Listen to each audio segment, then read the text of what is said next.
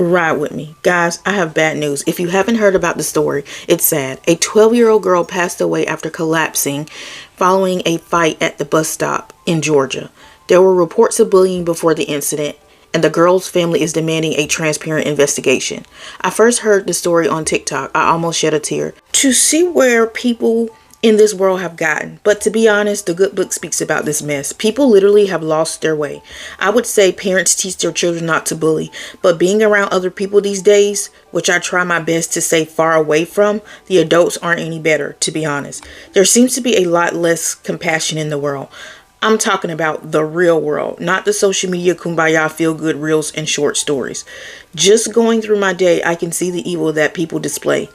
It used to be mind-blowing, but now I've gotten so immune to it that I'm expecting it, which is sad. There has been a shift in the world, and I've been noticing it for a while.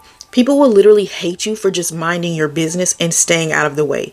Due to the heat of the moment, a 12-year-old girl lost her life. This girl had her entire life ahead of her, and it has been taken away for something so trivial. There was no need for this interaction to take place. The 12-year-old girl was off the bus and walking home. Sadly, she never made it home. Report states she went into cardiac arrest in the street. The story devastated Shaquille O'Neal so much that he decided to pay for the funeral for the family so that they could have one less thing to worry about. My thoughts and prayers go out to this young girl's family. The moral of the story is that some things are not worth the time or effort. If your life isn't in immediate danger, remove yourself from the situation. And do not care what people say about you being weak or scared. It takes more strength to control your emotions and walk away. Let's shift to another topic of discussion this week. You know, it's been the talk on the social media streets about Miss Tina's gumbo.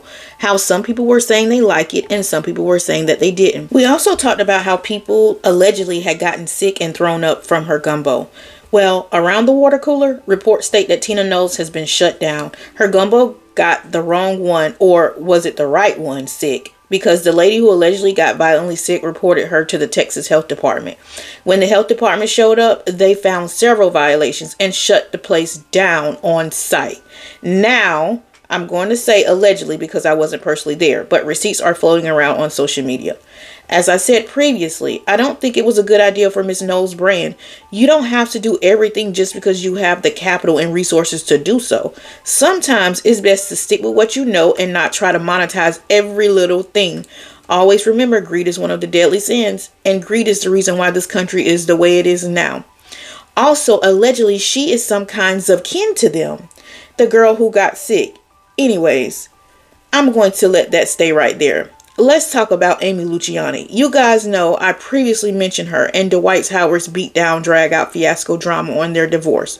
Well, the police body cam that has recently been released, and honey, I'm going to have to say my opinion. Amy went out sad. She let Dwight trick her into allowing him to pay for everything. Allegedly, she thought she was going to be a housewife, collect a hefty allowance, and drive off into the sunset. Amy mentioned her mom's husband takes care of all her bills, and he has a regular job. I'm just surprised that her mom didn't tell her to keep a nest egg that only she knows about and has access to. You never allow someone to feed you, because when you do, you allow them to starve you. Amy should have never trusted that Dwight was her knight in shining armor. The allegations that have been mentioned about him in the past by several different people, she should have known not to put all her eggs into Dwight's basket. Most times, you must do a character check on a person. And when I say character check, I mean, what is the general consensus of what people are saying about the person who has dealt with them on a personal level? One thing I know is that everyone can't be telling the same lie. Where there is smoke, most likely there is a fire brewing. I pray that Amy learned from the situation and move forward. We all make mistakes, but let's try to learn from them. Just my opinion, it seems like Amy was tired of being the breadwinner and wanted to be with a man who could take care of her financially and emotionally.